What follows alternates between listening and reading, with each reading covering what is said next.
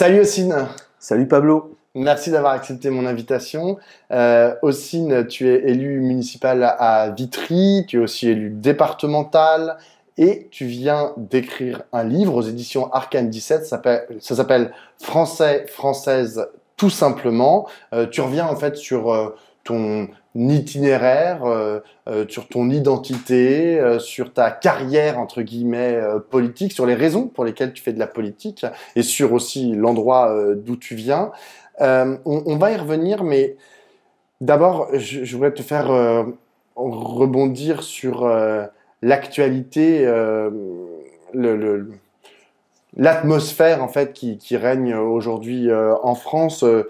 Moi, j'ai vraiment l'impression que le fond de l'air est brun, que la dynamique de l'extrême droite est particulièrement puissante en ce moment, et j'en veux pour preuve notamment un événement, enfin des événements récents qui ont vu une forte récupération par l'extrême droite. C'est ce meurtre à Crépol d'un jeune homme de 16 ans, Thomas, qui a immédiatement été récupéré par l'extrême droite et qui a pu dérouler son argumentaire qui explique en gros qu'il y aurait deux France, la France des villages, la France des bourgs, la France rurale, par opposition à la France des cités, la France des banlieues et vraiment, là je cite leurs mots, la France des racailles. Euh, Est-ce que cette opposition, cette façon de voir la France coupée en deux, enfin, comment tu te positionnes par rapport à ça? D'abord, moi, t'as raison, je suis hyper inquiet de ce qui se passe et de l'atmosphère nauséabond dans notre pays. Et moi, je refuse, tu vois, on m'a parlé de la France de Morad versus la France de Thomas, ou la France de Naël contre celle de Thomas. Et là, il y a un vrai piège, quoi. Il y a un vrai piège de une France coupée en deux, d'un face-à-face. Et, euh, et tu parlais de mon bouquin, et mon bouquin veut balayer ça, quoi. Moi, je suis extrêmement inquiet. Je veux dire, les images, elles sont terribles, hein, de ce qui s'est passé, la manif des identitaires et même à Rennes, quand ils ont défilé avec des saluts nazis. Et, euh, et personne ne dit, je veux dire, il y a pas beaucoup plus d'émotions que ça. Et je crois que là, il y a une vraie inquiétude et un vrai danger. Et c'est effectivement un boulevard pour l'extrême droite et une forme de banalisation très tranquillou où ils peuvent dérouler sur les plateaux télé. Et, et cette parole que moi j'ai envie aussi de porter, mais avec d'autres, on a l'impression qu'on n'a pas d'espace aussi pour dire que c'est pas ça la France et que surtout il faut refuser ça, il faut absolument refuser ça parce que le piège il est là. Et si on laisse faire, eh ben, ce piège il se referme sur nous.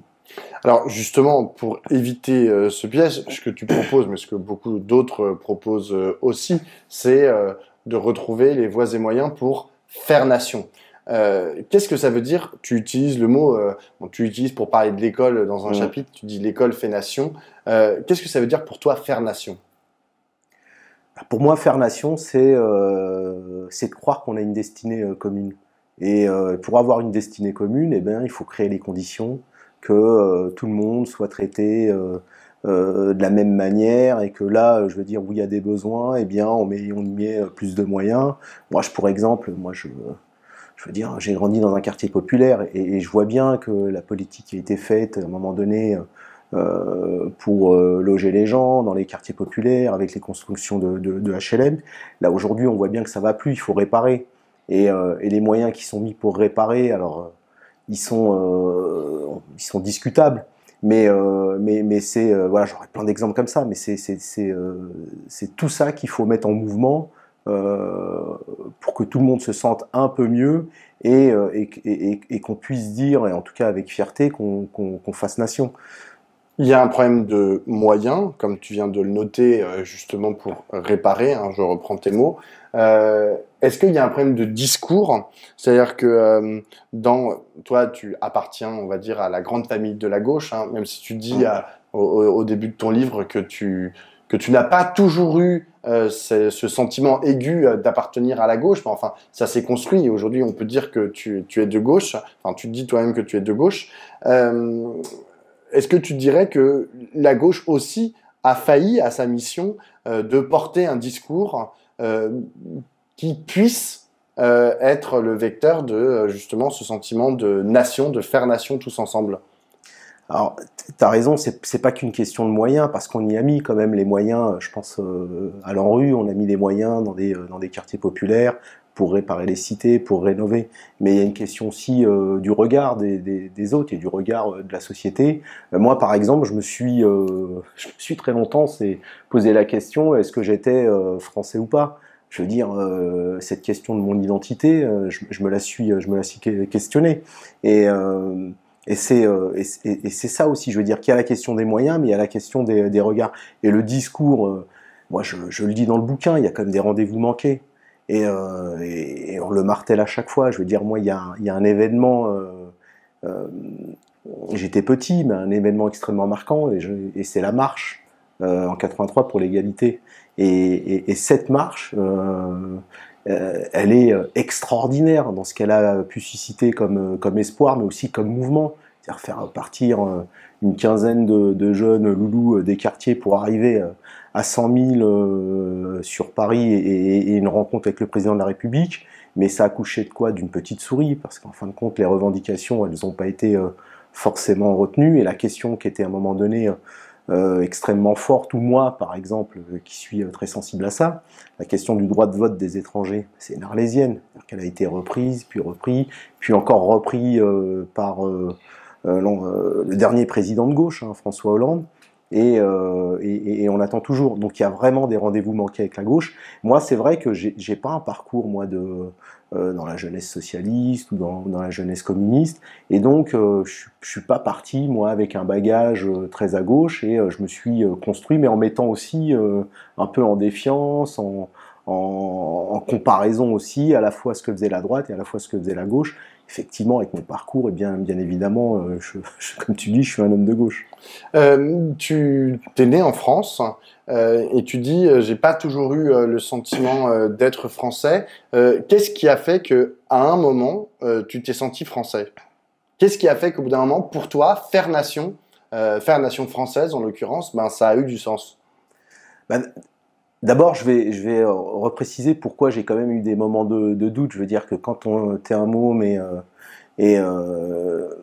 que tu as compris un peu l'histoire de ceux qui étaient mes aînés, moi, je veux dire, dans les années 80, avec les ratonnades, les contrôles policiers, et puis aussi les meurtres racistes. Hein. Donc moi, j'ai aussi grandi avec ça. Et bien évidemment, ça m'a questionné, quoi. Je veux dire, moi, j'étais né en France, mais en même temps, je voyais que dans le regard des autres, t'es pas forcément aussi perçu comme un petit Français comme tout le monde.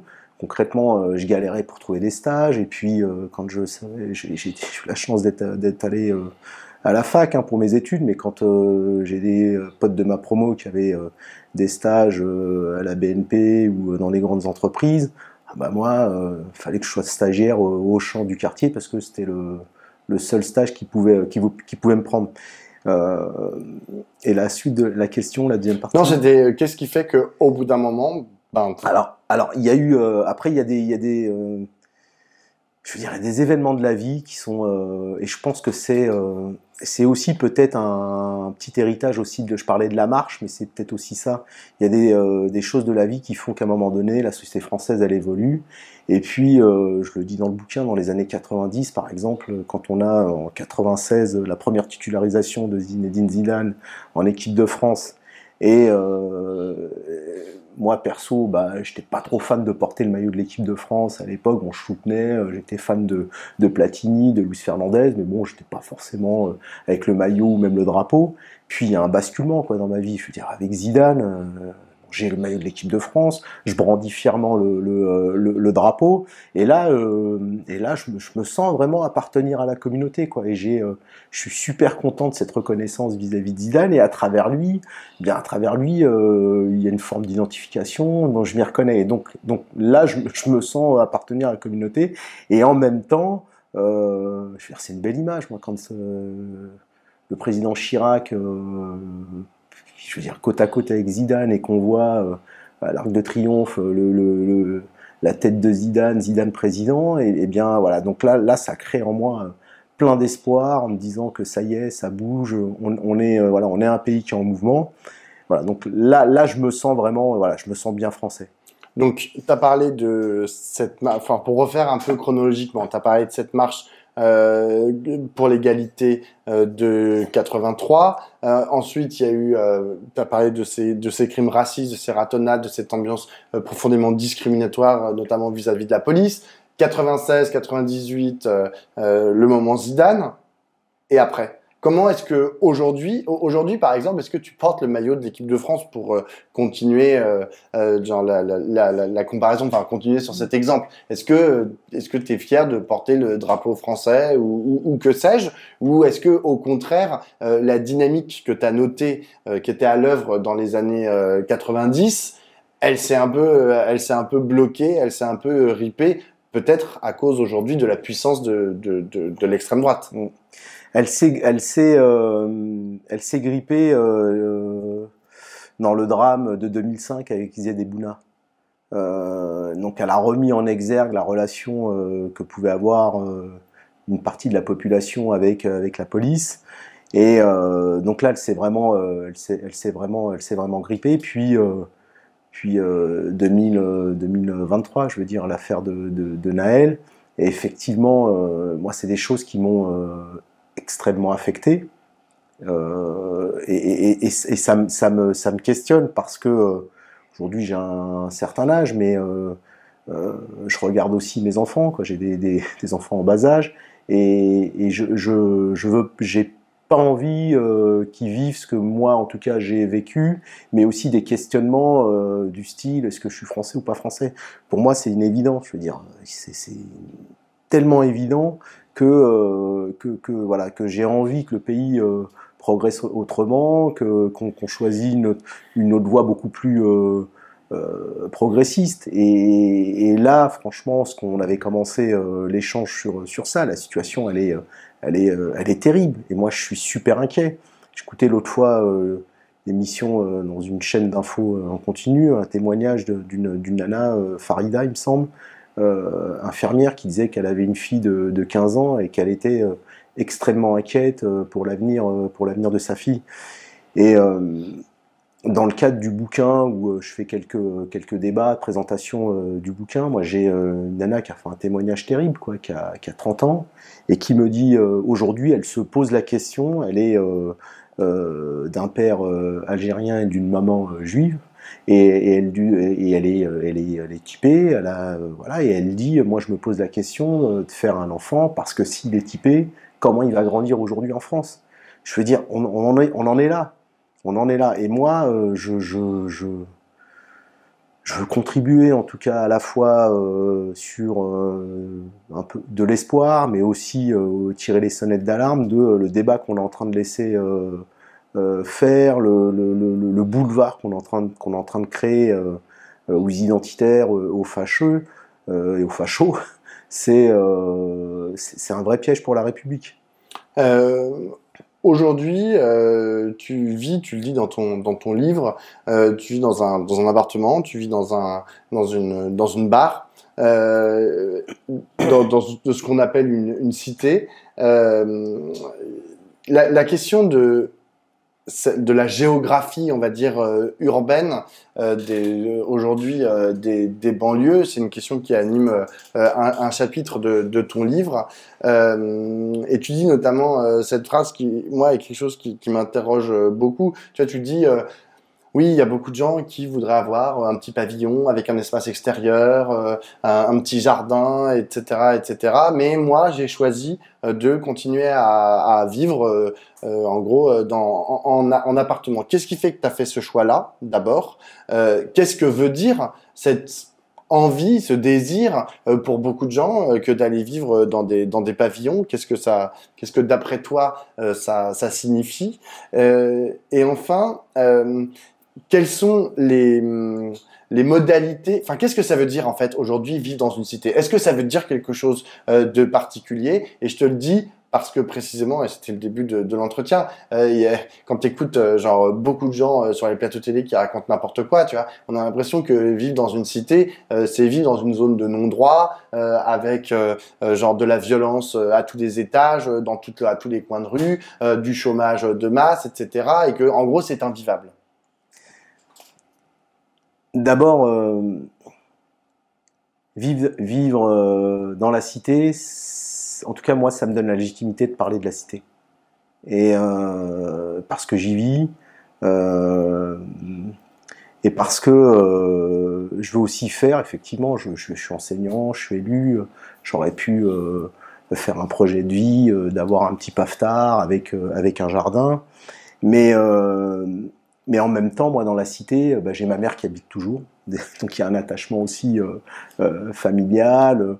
Et puis moi, je me suis construit dans la cité. Je veux dire, je me suis construit dans la cité, j'ai mes attaches, et j'ai un attachement, moi, pas à la cité, mais à mes voisins, un attachement aux gens qui vivent dans ma cité, et je me sens utile. C'est un peu comme mon boulot. Je me sens utile comme prof parce que j'ai une haute opinion de l'école, mais je me sens utile aussi comme habitant de la cité. Et faire le choix de partir, j'aurais l'impression d'abandonner le navire, ou voilà. Et puis je pense que dans la cité, moi, je loue la question de la mixité, mais j'ai envie que moi, qu'il y ait des gens qui auraient mon profil, qui seraient des CSP+, viennent habiter la cité, parce qu'on a besoin aussi de ce brassage, de ce mélange. Et donc mon choix, effectivement, c'est et je m'y sens bien. Donc j'évacue pas les problématiques qu'il peut y avoir, mais en tout cas, je m'y sens bien. D'aucuns proposent parfois de détruire les cités. Ils disent bon bah, mais d'ailleurs c'est des urbanistes l'ont pensé un temps, certains politiques, ils disent, et pas forcément avec des mauvais desseins, hein, enfin ils disent bon bah non, mais on va les détruire, on va les hacher, et puis on va soit faire des pavillons, des quartiers pavillonnaires, soit faire des plus petites unités, parce qu'il y a que comme ça que on va pouvoir résoudre les problèmes qui sont liés soi-disant à ces cités. Est-ce que toi, la destruction de ces cités, tu y es favorable? Moi, j'y suis pas super favorable à la destruction des cités. En tout cas, moi, ce que je préfère, c'est la notion de réparer nos cités. Et je suis davantage pour dire qu'il faut mettre des moyens pour rénover, réhabiliter nos cités, parce qu'on a, je veux dire, on a des cités qui sont plutôt, des appartements qui sont plutôt spacieux, qui sont plutôt pas mal. On a même des espaces au cœur de la cité qui sont vachement grands, avec des aires de jeu.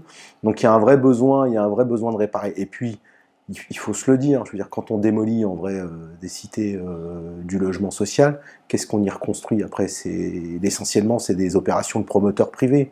Donc se pose la question du relogement, et on sait bien que quand on va détruire, eh bien 70% des gens, on va leur demander d'aller habiter ailleurs, un peu plus loin que la capitale. On est à Vitry, nous on est à 10 minutes de Paris. Je veux dire, on est à 10 minutes de Paris. Et qu'est-ce qu'on va dire aux gens? Parce que demain, il y a 2 stations de métro, il y a le tramway qui passe, eh bien on détruit, mais il faut que vous alliez habiter au fin fond de l'Essonne. Donc moi, je suis très prudent sur ce discours-là. Il y a une question à laquelle tu consacres un chapitre, c'est la question des femmes. Qu'est-ce qui fonde, selon toi, qu'est-ce qui fonde ton rapport au féminisme? Moi, j'ai une profonde admiration. D'abord, j'ai une profonde admiration pour les femmes de la cité. Je veux dire, elles sont dans toutes les luttes, quoi. Et elles sont dans toutes les participations de la vie de la cité, de la vie du quartier. Lorsqu'il faut accompagner les mômes dans les sorties scolaires, elles sont présentes. Lorsqu'il faut porter des projets au sein du comité de quartier, donc elles sont là. Je veux dire qu'elles sont vraiment présentes. Et à côté de ça, elles sont à la maison ou au boulot, elles se dépensent. Et vraiment, moi, je veux dire que dans nos cités, le rôle des femmes, il est primordial et essentiel. Il y a des femmes que tu admires. Par exemple, tu parles d'Assa Traoré au début de ton livre. Tu admires son combat, tu admires genre ses discours. Il y en a d'autres. Alors c'est plutôt une organisation qui t'a un peu déçu. C'est Ni Pute Ni Soumise. Tu parles de la création de Ni Pute Ni Soumise qui avait suscité chez toi beaucoup d'envie et tu t'es dit putain voilà ça c'est super en fait ce qui est en train de se faire. Et puis après ça t'a un peu questionné, ce qui est devenu Ni Pute ni Soumise. Mais du coup, je reviens à la question tout à l'heure qu'on se posait de l'organisation, on va dire, politico-associative dans les quartiers. Comment est-ce que tu la considères? Est-ce que tu trouves que c'est... Parce que SOS Racisme et Ni Pute Ni Soumise, par exemple, aujourd'hui, c'est un peu compliqué. D'ailleurs, tu parles de SOS Racisme dans ton livre, tu es assez critique sur ce qui est devenu SOS Racisme. Voilà, comment tu juges ces associations? Bah, moi, je trouve que je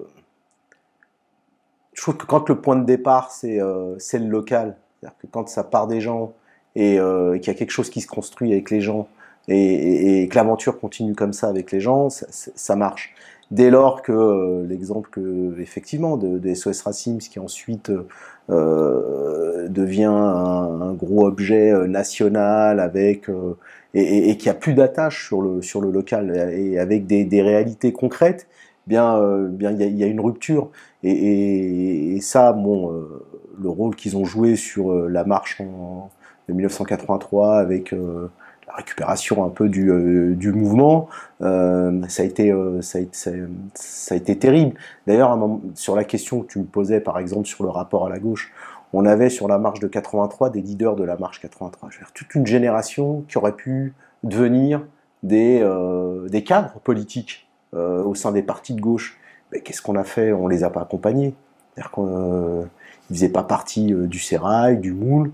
Donc toutes ces générations-là, on les a écartées. Oui, mais et là un des principaux responsables, c'est le Parti socialiste, parce que derrière SOS Racisme, il y avait l'ombre du Parti socialiste. Or, toi, le premier parti que tu rejoins, enfin, tu te fais élire sur une liste du Parti socialiste. Ouais. Alors. Ouais. C'est ça. Du coup, tu t'es dit, oh, ils ont changé entre les années 80 et 2007, je crois. 2008. Alors, c'est un peu plus compliqué que ça. C'est qu'on est quelques-uns à Vitry. Pour faire très court, on est quelques-uns à Vitry à être un peu en colère après la gestion communiste et socialiste d'ailleurs, hein, parce que c'était une gestion commune. Et puis on chemine sur une idée peut-être d'une Nice qui avait d'ailleurs à Vitry, il y avait une Nice en 95 qui avait été une Nice qu'on appelait de quartier, donc on est un peu sur et là, il y a un désaccord entre la gestion commune, entre le PS et le PC, et on n'arrive pas à discuter avec le PC, en tout cas qui veut pas discuter avec nous, mais le PS accepte de discuter avec nous. Ouais. Voilà, donc on est embarqué comme ça dans le bateau avec le PS sur cette élection de 2008. Mais t'as jamais eu ta carte? Mais non, moi j'étais pas, non, puisque du coup. Je fais 8-9 mois dans le groupe socialiste, puis ensuite je fais tout un mandat comme non inscrit. Bon, dernière partie de l'entretien. Qu'est-ce qu'on fait? Qu'est-ce que tu fais? Là, on est quand même un peu dans la merde. Pardon, j'en ai un chat dans la gorge. On est un peu dans la merde, politiquement. La gauche est quand même pas très vaillante, même si elle résiste. Elle continue à dire des choses, mais on voit très clairement que élection après élection, l'extrême droite prend de plus en plus de surface, on va dire, médiatique, politique, et un peu partout dans la société. Qu'est-ce que Ossine Mimi, dans ce cadre-là, élu municipal, élu local, élu départemental, enseignant, auteur d'un bouquin, qu'est-ce qu'il a à dire au monde? D'abord, moi,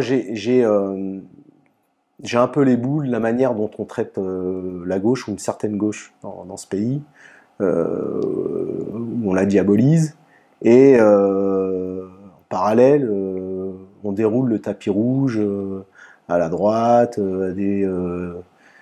des identitaires qui vont manifester avec le salut nazi. Donc moi, ça me fout, moi franchement, ça quand même, ça me fout un peu les boules.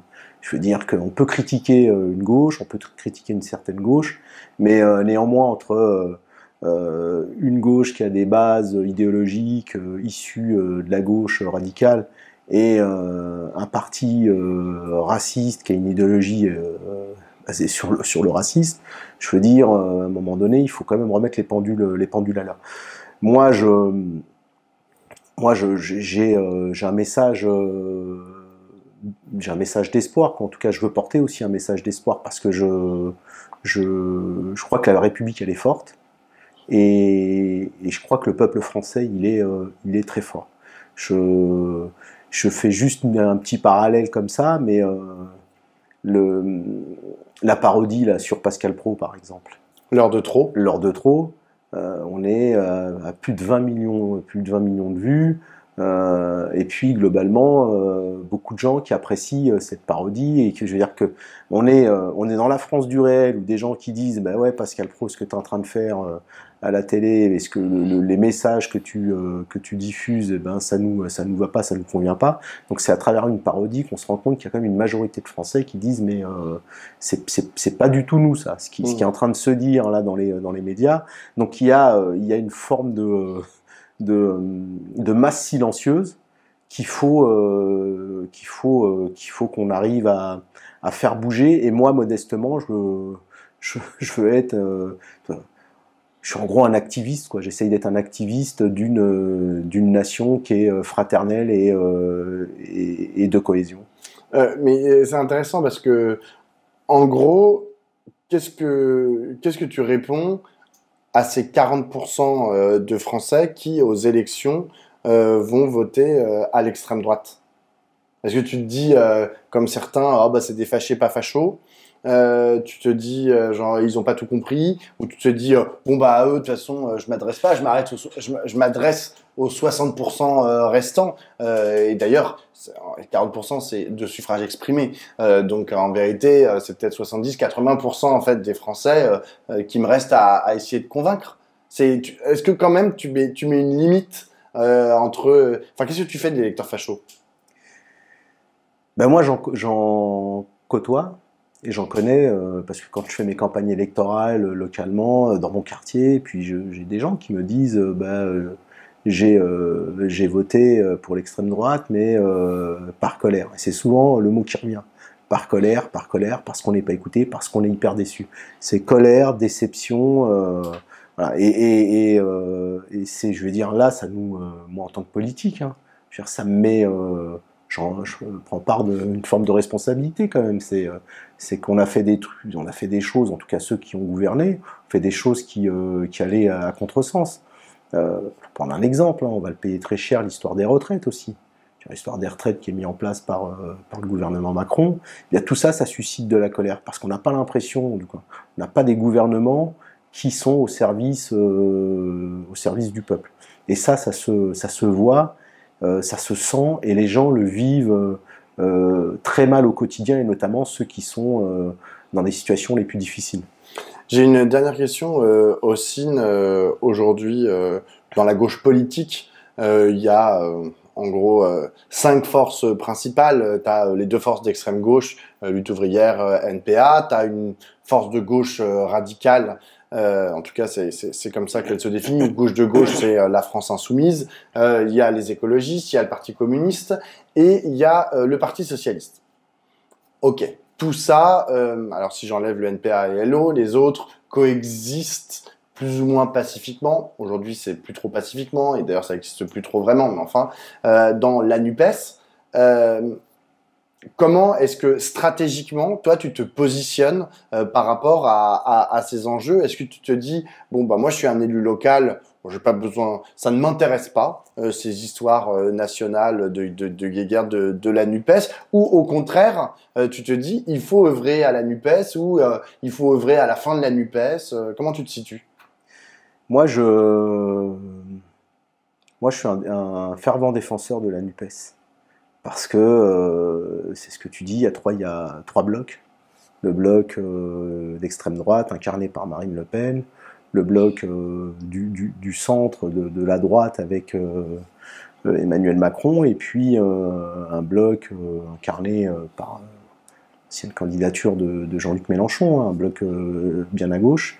Et je crois que en tout cas pour gagner et pour prétendre à diriger le pays, il y a que ce rassemblement-là qui est pertinent.